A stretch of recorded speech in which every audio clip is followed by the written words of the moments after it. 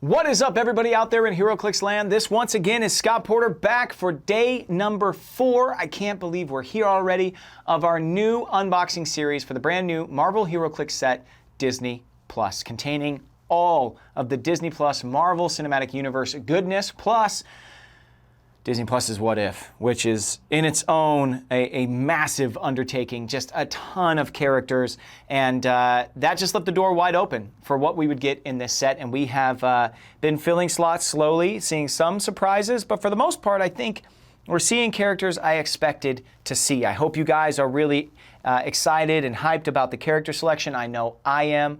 I love the idea that we've pulled all of Wanda Maximoff's family from the Halloween episode of WandaVision, which was so good.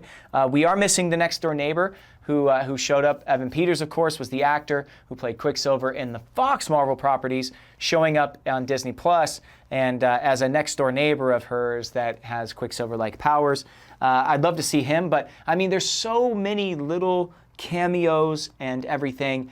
Tell me in the comments below, guys, as we watch this video, what cameos from characters in these shows or little Easter eggs of characters are you hoping to see in this set? You know, for me, I think it would be that Quicksilver. There are a couple other characters like Drax as a bartender in the What If T'Challa was Star-Lord episode is very cool. There's a ton of it, though. There is just a ton of it. And I, of course, I got to say, I want to see my guy, Howard the Duck. I want to see him. I want to see him in this little schmoozy, boozy version of Howard the Duck that gets married to Darcy Lewis in the Party Thor episode. I'd love to see him. But who do you want to see? Tell me in the comments down below. Think about it as we're starting to wind down. We've only got 4 more boosters. I can't believe it. But we still do have the What If Miniatures game, which I think we might open today. I don't know. We'll see what these boosters entail and how long we are running. But we've also gotten a lot of really cool equipment. We pulled 2 super rares, and we pulled a Prime. That U.S. Agent Prime is actually very good.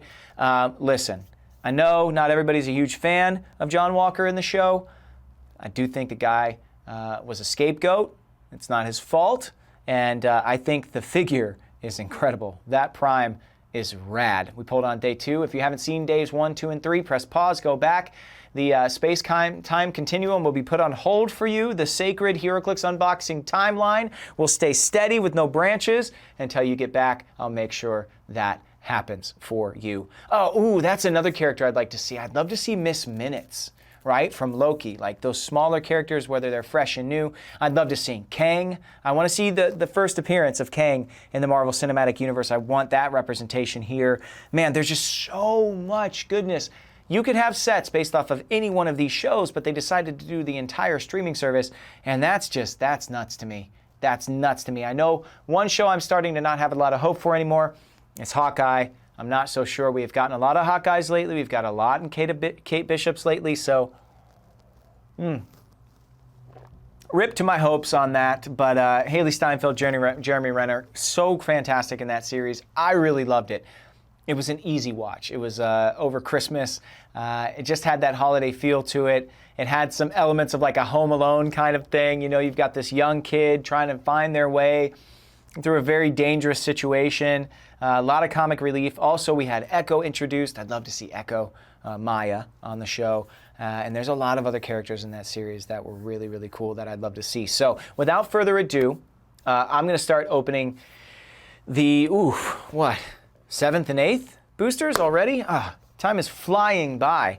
Thank you guys so much for tuning in each and every day and continuing to watch these series as we do them, because it allows me to really just be a strong part of this community. I love you guys. I love hashing it up with you guys and just chatting about the sets and everything that's upcoming. And, you know, it's just really cool to be able to share this with you guys early, but I wouldn't be able to unless you know, you watched and you liked it and you enjoyed it. So I appreciate you guys most of all for showing up every single time we do one of these. Okay, first booster. We got a figure we already saw yesterday, Skinny Steve Rogers. I am hoping for the Hydra Stomper. I'm sure, right? We're going to get Hydra Stomper. There's no way we don't, right? That first episode gets so wacky. Red Skull with the Tesseract and that like crazy tentacle monster that comes out of the portal Like, we've got to get Red Skull, right? Red Skull's got to be in here. We know the Tesseract is in the set, so, you know, that's definitely something that's got to happen. We've got Agent B-15 there. That is awesome. Super excited about that. We've got Star-Lord, T'Challa Star-Lord. We've got Baron Zemo, but this is not the Baron Zemo that we've seen. That Baron Zemo has his mask on. That's mask on, mask on, mask on. Let's go. That's probably going to be a more evil version. And then, yes, folks, we did it. We did it. We got Loki Gator. I'm very excited. Loki Gator, let's go. Woo! Okay, so let's pull these guys back here. The only duplicate we have in this booster, which is kind of crazy to me, is Skinny Steve Rogers. You can reside right over there, buddy. I think I'm very excited about Loki Gator. I'm going to save him for the end. Let's start with Hunter B-15. Hunter B-15 in the series, you know, ends up finding out, just like everybody else, that they are not individuals who were chosen by the Time Masters, or what do they call those fictional characters? Anyway, they weren't actually chosen, right? They were actual variants themselves that were pulled in to police the timeline, the sacred timeline, that we find out was, you know, all of that was through the machinations of Kang, who really had encountered a council of Kangs and then become victorious and then tried to save the universe. And so, anyway, Agent B-15 finds out that she is, a matter of fact, a pawn in somebody else's scheme, and then she starts working against all of it and starts joining forces basically with Loki, and it's pretty cool. Anyway, you are now moving at 1/16th speed, but feeling all that pain in real time. Special attack power. Incapacitate. When Hunter B-15 uses it, after resolutions, hit characters given an action token are knocked back 3 squares in any direction of your choosing. That is awesome. I do still wish that fall damage was a thing, because pushing people off buildings is one of my favorite all-time things to do in the game of HeroClix. It's not going to work the same, but still, you can push people into some very harmful situations using that special Force Blast there, basically. All right. Hunter B-15 has future, past, police, and soldier keywords. Has the police team ability. Has the TemPad there. Has color. And yeah, 5 clicks long on the back. Those little time tools that the hunters use are really dangerous, right? So I love the fact that one of the scenes in Loki is represented in her special attack power there. But then, you know, they can just erase you from existence basically as well, which I'm surprised that that is not an element of that, that character's powers. But when you get erased from existence, you end up in basically the void. I do love, okay, fine. Storytime of Scott Porter, right? Kid Loki, right, comes out after, in the comic books, after Sentry, after Bob, who was always scared of the void. If you know the story of the Sentry, this is where I'm going. But we never really saw the void, right? I mean, you saw it. I mean, it's a big bad, right? And Bob is who he is, but if he goes full Sentry, that means the void is coming. Well, I love that in Loki, there's kind of shades of the void having been fully unleashed. Kid Loki is there, and the void is there, and that's really cool. Now, I know I'm just like giving you Cliff's notes about like what happens, but basically Bob, you know, he's working with Hammer, you know, Norman Osborn, the whole thing. Bob goes full Sentry, the void appears, the void eats Loki, Loki dies. But just like all the Asgardian gods, somehow comes back to life. He's reborn. This time he's reborn as Kid Loki, who then kind of goes on a quest to go find the essence of Loki, Loki has planted essences of himself like all over the place, and he eventually comes back to life. But the fact that we got Kid Loki and, you know, I mean, for lack of a better term, the underneath, right? Like, when they're eliminated from the timeline, they're sent to this world where the void just runs rampant and then really ends you, really removes you from existence. So I just thought that was a cool little nod, I think, to how Loki at one point in his many lives died. And it had to do with the Sentry and the void, so I think that's really cool. If you've never read the comics and you've only watched the show, well, now you know. There's like, that's kind of a cool little spin on something that really did happen in the books itself. Okay, let's move on to Baron Zemo. I want to know why this one has his helmet on instead of just having his face bare. Daniel Bruhl Great job as Baron Zemo. You never quite know what he's up to, but you know it's always up to no good. He's got Masters of Evil, Assassin, Ruler, and Soldier keywords. He's set number 28. I have the will to complete this mission. Outwit, Perplex. When Baron Zemo uses either to target opposing character after resolutions, roll a d6. On a roll of 5 or 6, deal 1 penetrating damage to an opposing character that is adjacent to the targeted character. Okay, so Outwit or Perplex. You can use those on an opposing character and then deal damage to someone adjacent to them that is penetrating. That's a really interesting power. I mean, there's a chain that you have to follow there, but it's great. He's got 6 clicks of that special power, 6 clicks total, of course. And, you know, just so you see the difference, Zemo fully kitted and Zemo fully kitted and Zemo without his helmet on there. I think this might be in reference to a specific scene of Falcon vs. Winter Soldier when Zemo finally just decides that he's had enough of all these super soldiers running around and starts eliminating them, as well as the scientist who created this super soldier serum. Say that 5 times fast. That is at the crux of the Falcon vs. Winter Soldier plot. You know, it's what powers the Flag Smashers, which is the opposition that they're up against. And Baron Zemo just doesn't want any super soldiers to exist. He has a big problem with the Avengers and all these superpowers because of what he feels it does to humanity. So he has this in his own head noble mission that he's on, and that particular figure is saying, I'm brave enough to complete that mission, and I'm going to at any cost. Okay, T'Challa, Star-Lord, is next. Take a look at his card here. Guardians of the Galaxy, Ravagers, Wakanda, and a Pirate. You can see he's got a different Star-Lord mask. He's got that kind of Wakandan element to it. He's still got his Black Panther attire on under that Star-Lord jacket. You can see the necklace that he has as well. Who, me? I am just an ordinary junker. Surely something this powerful is better off in my hands. He has no special abilities. That is kind of crazy to me. Set number 13. Lots of great keywords. What if T'Challa became a Star-Lord? He's got 6 clicks. Very good. I wonder if we're going to see a different version of him, because again, at the end of the What If series, Uatu breaks the rules. He's battling Ultron with all of the Infinity Gems, which we saw on the back of the booster, and I think is going to be a chase. I don't know if it's the only chase. Maybe it's the only chase. I'm not sure. But he has to pick a team, and Star-Lord is very important to that team. You know, so the episode Star-Lord is in is awesome, though. Nebula is in that episode. She calls him Cha-Cha. She sends him on this like triple cross mission against the Collector. The Collector is kind of the big bad there. Thanos was defeated by Star-Lord in that episode, but not defeated. He was convinced not to do anything. And I think, oh, you know what? Did I read that on this card? No. He says something along the lines of, you know, sometimes your best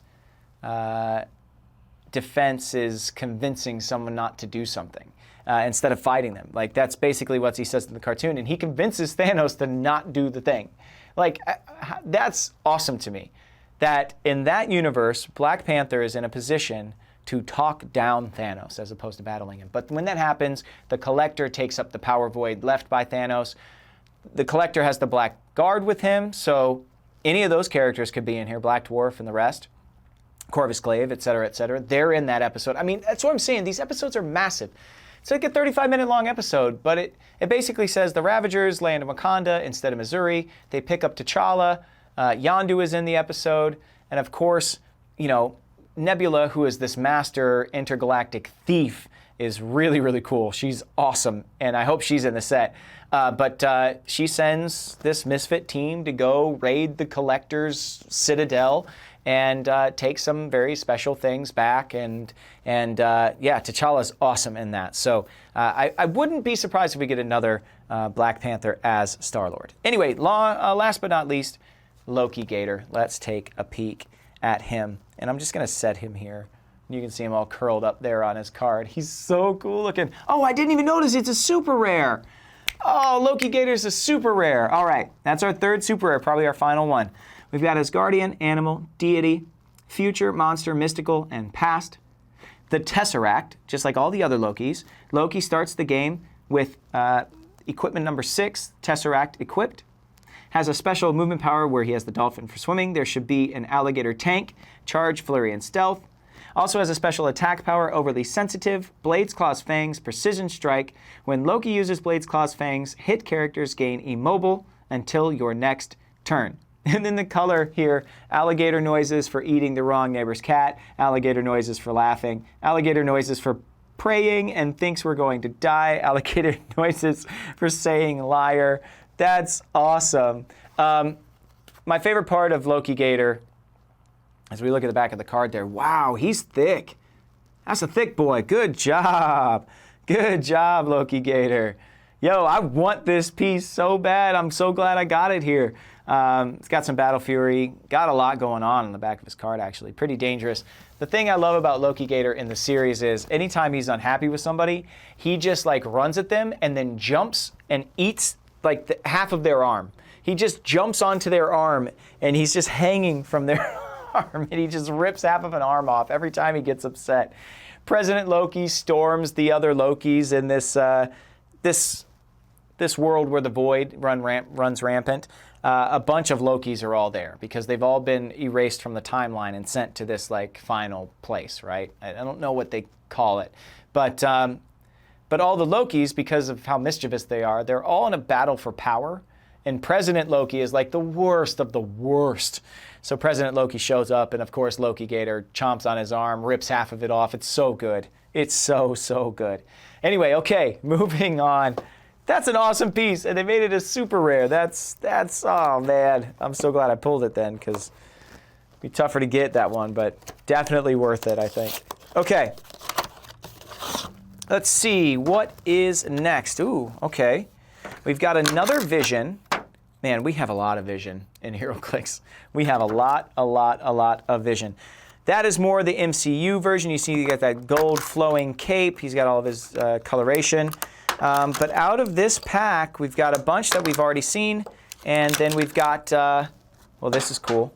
This is cool. The Is She, Isn't She, Enchantress or Loki. Sylvie showed up here. Awesome to get Sylvie. And then, oh, actually, you know what? For a second, I thought that this was Jimmy Woo. It's not. This is Tyler Hayward, Sword Agent from WandaVision. And then Killmonger and Monica Rambeau, which we have already seen. And those are not different versions of them. Those are the same versions that we've already seen. So we'll set those to the side. We'll pull the rest of them back. And we'll take a look at the 3 new pieces that we got. Let's start with Tyler Hayward. Okay, you know, playing the role of untrustful military guy who sees power and thinks it's going to destroy the earth and doesn't want to have any form of understanding for anything, and then rebuilds the vision to send in to kill everything and everyone. Yeah, there we go. Tyler Hayward.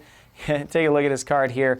We've got Sword and Politician. He's set number 27, has a special damage power. If only you had a little more vision. Ha ha. Wordplay there, a little punny of HeroClix. Leadership. When Tyler Hayward uses it and succeeds, this turn he has power, move an adjacent friendly character up to half its speed value. If that character has the sword keyword after resolutions, it may make a close attack. Okay, I think I've gleaned some things from that special damage power. 4 clicks long, only 20 points. For what he does there. Has some in cap, has a 5 range, and 2 targets. But what I really think is, I think you are going to get that full white and clear vision that ends up battling our beloved Vision at the end. The emotionless, soulless version of Vision that they rebuild out at the sword base on the outside of Hex of Westview.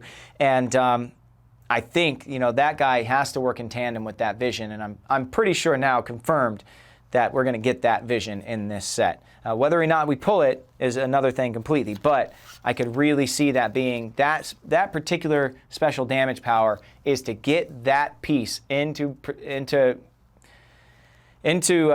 position to just destroy things. And I'm sure that's going to be a brick house of a figure, that particular Vision. But let's look at this Vision, good guy Vision, the Vision that we know and love. Set number 4, Avengers, Celebrity, and Robot keywords. Has a trait, it's all right, Wanda. I know why you made this world. Can carry passengers of 3, but only to carry characters with the Celebrity keyword, which I think all of the characters in WandaVision have. So that's pretty cool. Plays nice, that passenger ability with most of the figures in WandaVision. I think that's because, it's a TV show, right? It's all these different TV shows, so they use the celebrity keyword. So celebrity actually got a huge bump in this set. We've got 7 clicks long there, can come in at 70 or 30. Does very normal Vision things. Very normal Vision things. Quake instead of super strength. I thought we might see some super strength, but I do like Quake there. Some charge, some phasing to get out of trouble at the end. A lot of shape change, etc., etc. So there we go. Team abilities. Team ability is Avengers Initiative. I hadn't noticed that, but I think it has been popping up on some other pieces. So Avengers Initiative. That's an interesting one to get. Now, I'm going to go to this top down real quick and show you the gold and the work. You can see all the cross hatching in that robe. I don't know if that's like the nanotech, right? His robe and his suit, they're all like nanoteched out.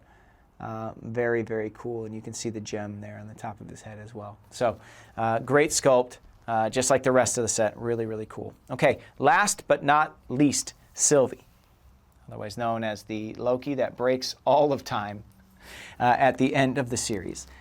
Who actually Loki falls in love with himself, which I think that tracks, actually.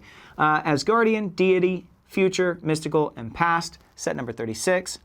The Tesseract as a special trait. Sylvie can start the game with the Tesseract equipped. Another trait, well then, don't ask. Stealth, shape change, but succeeds on a 4 to a 6. When Sylvie uses shape change and succeeds, she can't be targeted by opposing effects until your next turn. So if the first volley, you try to attack her, and she rolls out of it, you cannot attack her for the rest of that turn. I could see that changing the way people approach playing against your team. Yeah, that's not how enchantment works. Mind control, when Sylvie uses it after resolutions, she may use mind control as free, but only to target a character adjacent to a previous target that she hasn't targeted with mind control this turn, regardless of range, line of fire, or adjacency. And I know exactly what they're trying to do with that. It's interesting because we're seeing a lot of, I don't know, for lack of a better term, a lot of chain powers in this set, right?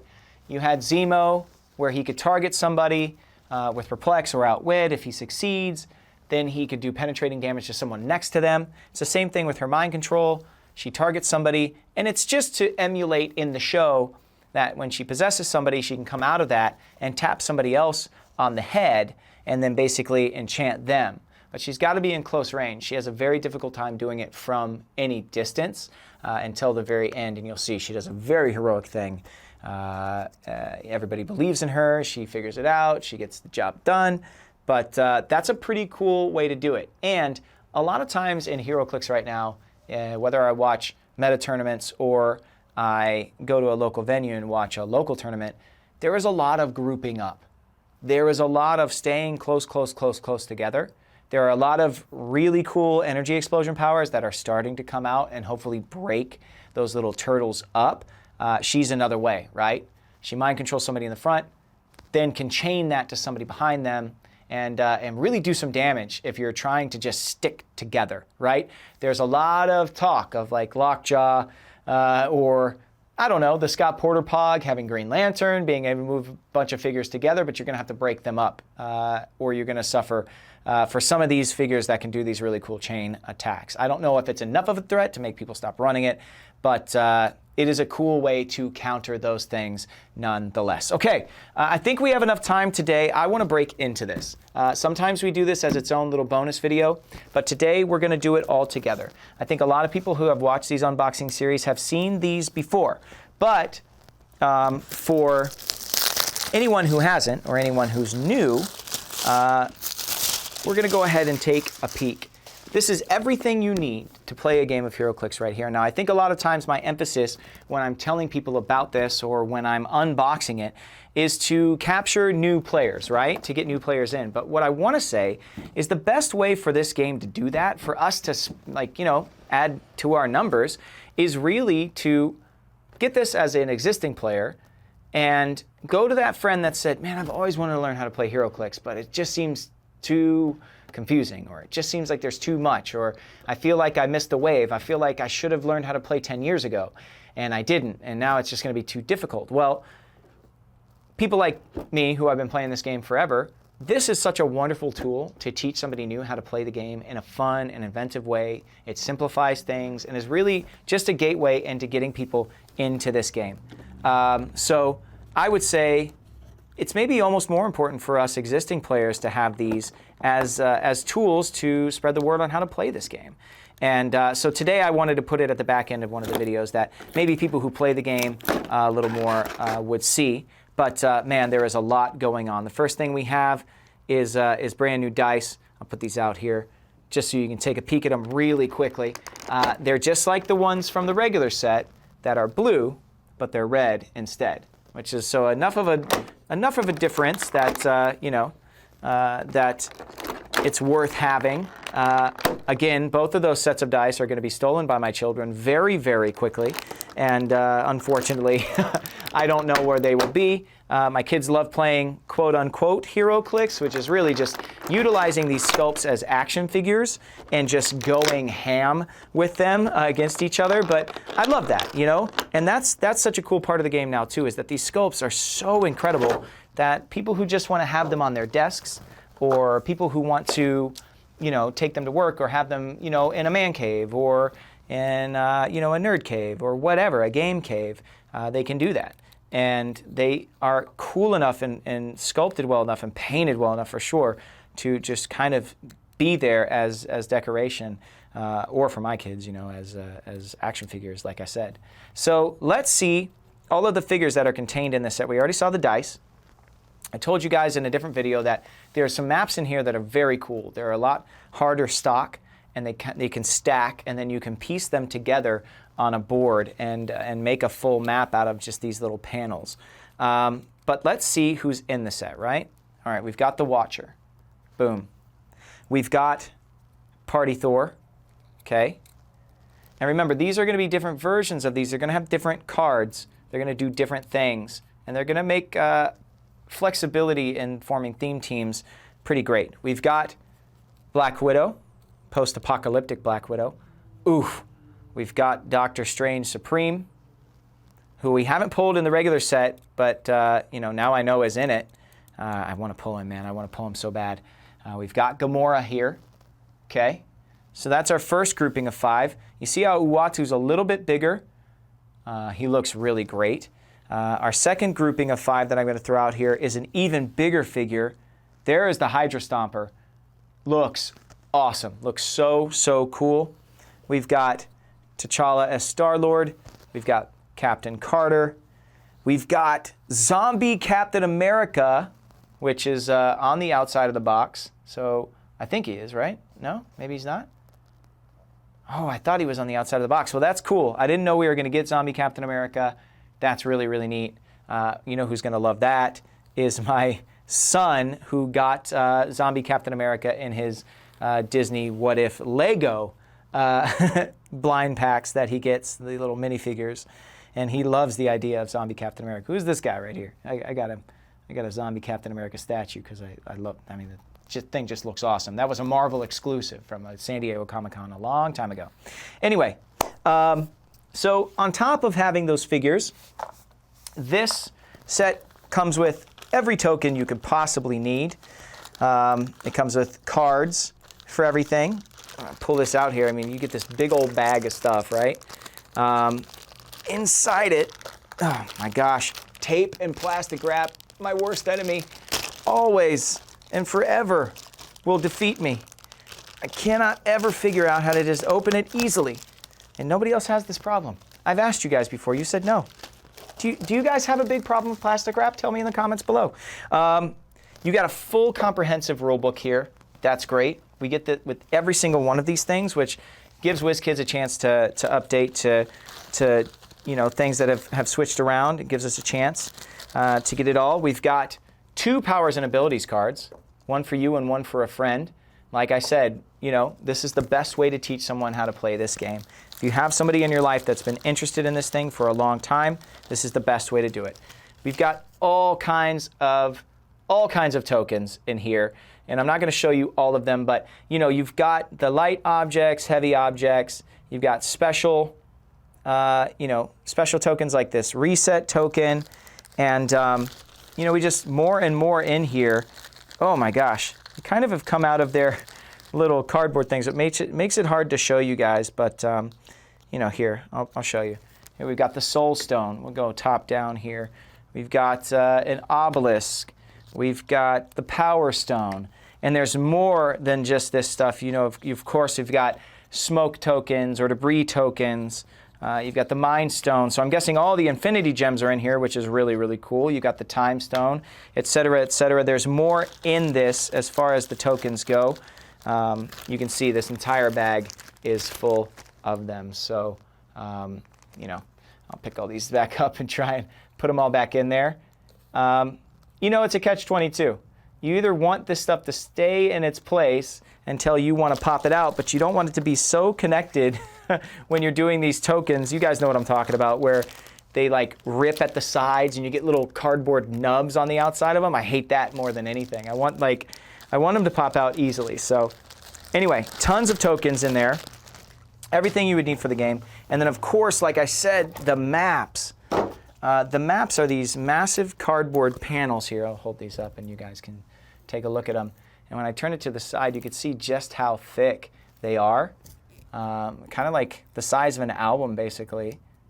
And this looks very much like Doctor Strange fighting all of these demons, or maybe like the map for... No, you know what it is? I think it's from... I think it's when Red Skull opens the portal with the Tesseract and everything. But Red Skull's not in here. Anyway, I'm just guessing at this point. But this map is really cool. And it's all these pieces. They link together. They're tiles. And they tell you where they connect, right? You've got the tile name. You've got the square number. And then you can just hook the square numbers up to each other. So it's pretty cool. Trying to find the name of this map on here, if there is one. But I can't. It's really cool, man. You can make your own maps this way, and it's so neat. I'll just show you some of the way they look. I'll get a little zoom in on these maps here. This is one side of it. You see like a boardroom table on the other side. Like this wreck thing with a bunch of portals coming up out of it. You've got, cars all wrecked along a highway. You've got a street here on this side. I mean, it's just cool. You've got a bunch of little pieces like that. Oh, and here we go. Apocalyptic Avenue Outdoor is the name of one of the maps. Okay. Apocalyptic Avenue Outdoor. And then the other name is Downtown Indoor Outdoor, which is really cool. And it can stand in for a lot of the things that we have seen in these shows. So there's a good look. Sorry, I might have put it too close there. Now you got a better look at it. Anyway, okay, so the maps in this are a tile as opposed to being a paper one that you have to fold back down or try to even out or try to, make level for all of your dice rolls. I think that's such a cool element of this. Last but not least, before we just take a look at the cards and the dials, which should be pretty quick, but basically each of these characters has 2 dials in their click base, and for the most part, you'll get dial A, which is super simple, and then dial B, which introduces some special, attacks and stuff like that, or special powers, et cetera, et cetera. But I wanted to show you this story, right? So there's a storyline that you can play through, which is really cool to thematically play an actual campaign of HeroClix. So there you go. Cosmic events are happening, energies are reverberating throughout the multiverse, and entities that are sensitive to it become aware of the impending creation of these powerful objects. The Watcher, all too aware of how dangerous these items can be, decides to take a more active hand in the activities of the multiverse and recruit a team to help gather these objects before they fall into the hands of those with more selfish motives. So I'm going to yank that, and then there's a bunch of these scenarios. So I'm not going to show you all of them. I want some of them to still be something that you can discover on your own. But there's scenario A. So you play through scenario A, you use the map, you use tile 1A, you turn it over, and it tells you, if the Watchers team wins or if Doctor Strange Supreme's teams win. So they're kind of at odds there, and it tells you where to go next. It's kind of like a choose your own adventure, but through a game of HeroClix, and it's just really, really cool. Like I said, I don't want to show all of them, though. I want to keep some of this stuff a secret so that some of you guys can discover something for yourselves. I think it's always more exciting that way. Okay, the last thing I need to do here, and where did I put them, is show you guys the cards, though, at least so you know for existing players what you're buying when you buy this thing and the figures that you are getting. So we're going to take just a quick look at somebody like Zombie Captain America. Boom. Zombie Captain America, right? 110B. Well, that's just one of his 2 cards that you will find in this deck. Now, you will have 2 cards because you'll also have 110A. Now, you see how 110B has a special power. Infection spread, steal energy when Zombie Captain America hits with a close attack. After resolutions, you may give all hit characters an action token.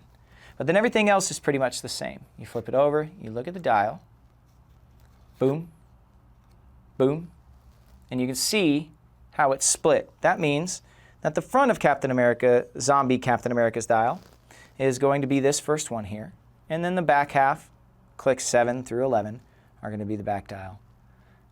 Take a better look at Zombie Captain America here. I love how his feet are kind of just broken and out to the side. It's so funny. So there you go. That's a look at both of Zombie Captain America's cards. I'm not going to read them all. I'm just going to show them to you guys.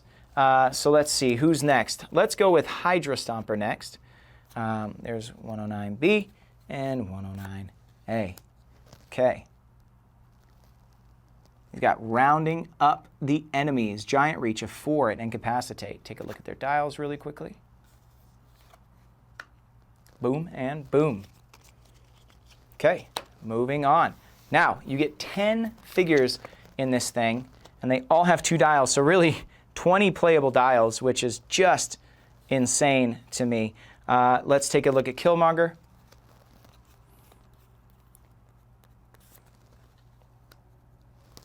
Stark, R&D is no joke. Outwit. If Killmonger occupies hindering terrain, he may use Outwit an additional time this turn, so 2 Outwits for that one.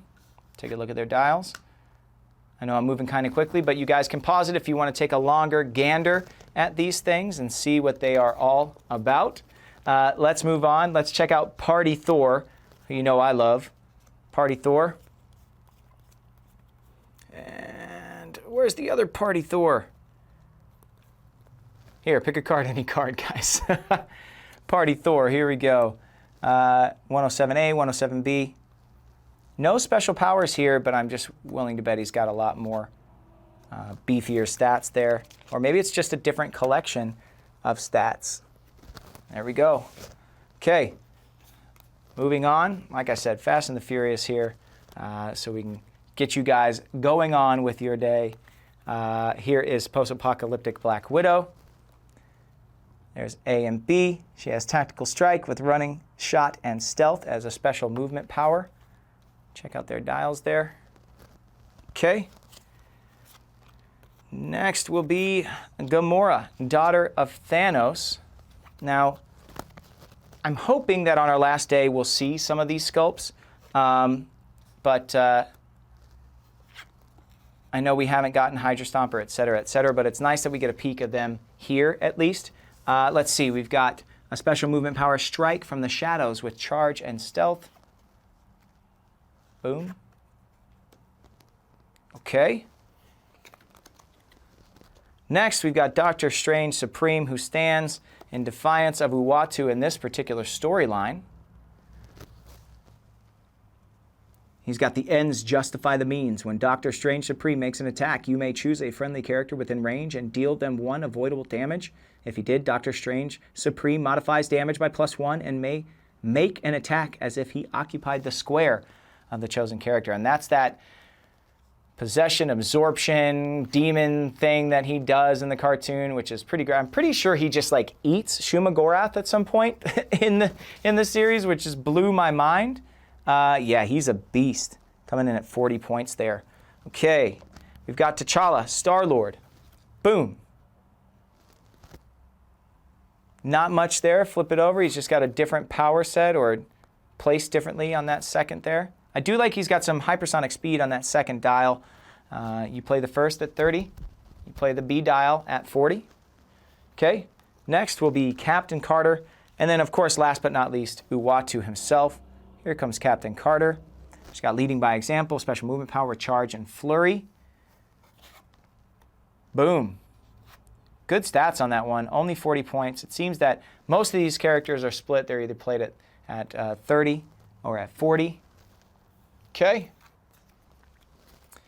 And here, let me take another look at that real there for you from that top down there.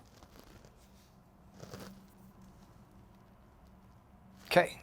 And then, last but not least, the Watcher. The Watcher. Here we go. Boom. He has, I am the Watcher. The Watcher's lines of fire are never blocked. At the beginning of your turn, you may turn the Watcher's dial to any click. Ooh, nice. Okay, play him again at 30 or 40. 40 points for a 6-click dial there on the B dial of the Watcher. He's got Mystics, Outwit, he's got Perplex, etc., etc. So there you go. Those are the dials for the figures that you get in the miniatures game. You get the map, you get the rule book, you get the scenarios, you get extra dice. There's just a ton going on. Really get a lot of bang for your buck. And like I said, for existing players, I think it's hyper important to pick up something like this and teach your friends how to play this thing, because we want this game to grow, and we love it, man. And I know a lot of people in my life that just would love this game. They just always have been slightly intimidated, but I've definitely got a couple of people who have started playing through these miniature games, and I know that's not going to stop anytime soon. Well, that does it for us today. I know this one was a little bit longer, but I wanted to share the miniatures game with you. We got what I think is our third and final super rare in the Loki Gator, and man, I'm excited. Really good character selection in the set. I love the way that they're translating the shows and the cartoons into Clix form. That's what HeroClix does best. That's what WizKids does best, is just making sure that all of that stuff translates. They're picking up on little tiny hints and clues here and there, dropping little Easter eggs in all of the color, the power wording for us and everything like that. So I really appreciate how this set is coming together. I hope you guys have as well. We've only got one more day left. And remember, the set comes out at some point in May, pre-release maybe late April, in before the dates. That's how early we are. That's awesome. I got to say thank you to WizKids for sending this stuff to us so early. I got to say thank you to you guys for sticking with me each and every day and watching these videos. And I got to say thank you to Hyper RPG Studios for allowing us to use this awesome space to do all of this unboxing in. Find them on Twitch, find them on YouTube. It'll be worth your time, I promise. I will see you tomorrow for the final day of our HeroClix unboxing. Hopefully we get a chase. That's always the hope, right? But even if we don't, still very, very cool what we have pulled so far. So I will see you guys tomorrow for day 5, and until I do, may all your rolls be critical hits. Peace.